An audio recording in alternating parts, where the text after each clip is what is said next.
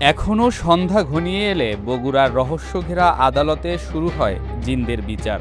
গ্রামবাসীদের দাবি, গভীর রাতে এই নির্জন স্থান থেকে শোনা যায় অদ্ভুত শব্দ, যেন কেউ বিচার করছে, শাস্তি দিচ্ছে অপরাধী জিনদের। এখানে জিন ইনসানের বিচার হয়, এটা আমরা আগে থেকেই শুনছি। কথিত আছে বাদশাহ সিকান্দারের পুত্র গাজী কালু একসময় এই স্থান থেকেই পরিচালনা করতেন তার বিচার কার্য। সেই ধারাবাহিকতাতেই নাকি আজও এখানে চলছে অদৃশ্য জগতের বাসিন্দাদের বিচার কার্য। এখানে রয়েছে এক পুরনো সিংহাসন।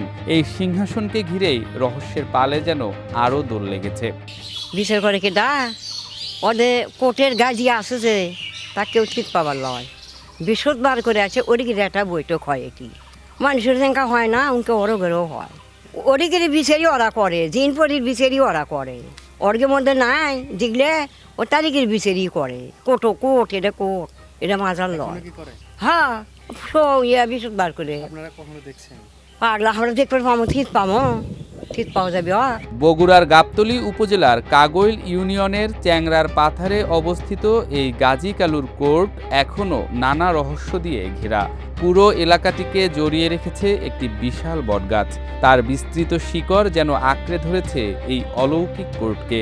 স্থানীয়দের বিশ্বাস, এই গাছের কোনো ডাল বা শিকড় কাটার সাহস কারোরই নেই, কারণ জনশ্রুতি রয়েছে এক ব্যক্তি একবার ডাল কাটার পর সেই রাতেই তার পরিবারের 4 জন সদস্য মারা যান। আমাদের বাসা হচ্ছে মহাস্থানগড়ে। আমি জানতে পারলাম যে এখানে একটা গাজীর কোর্ট আছে, এই জন্য আমি দেখার জন্য আছি যে এখানে গাজী নাকি বিচার করে, আর কি জিনের বিচার হয়। জিন নাকি বাঘের পিঠে করে আসে বিচার করে, এই জন্য আমি এখানে দেখার জন্য উদ্দেশ্যে আসছি। এখানে চারপাশে জনমানবহীন বিশাল পাথারের মাঝে প্রাচীন তাল গাছের সারি।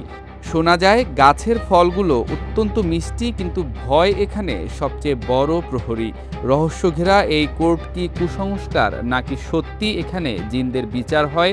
এ প্রসঙ্গে নাগরিক টেলিভিশনের প্রতিনিধির সঙ্গে কথা বলেছেন ইসলামিক বক্তা মাওলানা আব্দুস সালাম যুক্তিবাদী। সর্বপ্রথম কথা, আল্লাহ সুবহানাহু ওয়া তাআলা বলেছেন, ওমা খলাকতুল জিন্না ওয়াল ইনসা ইল্লা লিয়াবুদুন, আমি মানুষ এবং জিনকে সৃষ্টি করেছি আমি আল্লাহ আমার ইবাদত করার জন্য।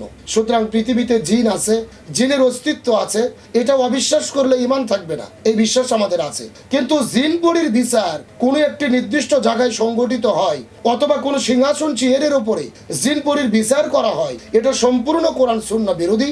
এমন কোনো বক্তব্য কোরআন সুন্নাহয় আমরা খুঁজে পাই না। ধর্মীয় দৃষ্টিভঙ্গির আঙ্গিকে মানুষের মধ্যে গাজী কালুর কোর্ট নিয়ে মত পার্থক্য থাকলেও রাত গভীর হলে এখনও এই এলাকায় কেউ আসতে চায় না। ভয় আর রহস্যে ঘেরা গাজী কালুর কোর্ট এখনও স্থানীয়দের কাছে এক আতঙ্কের নাম।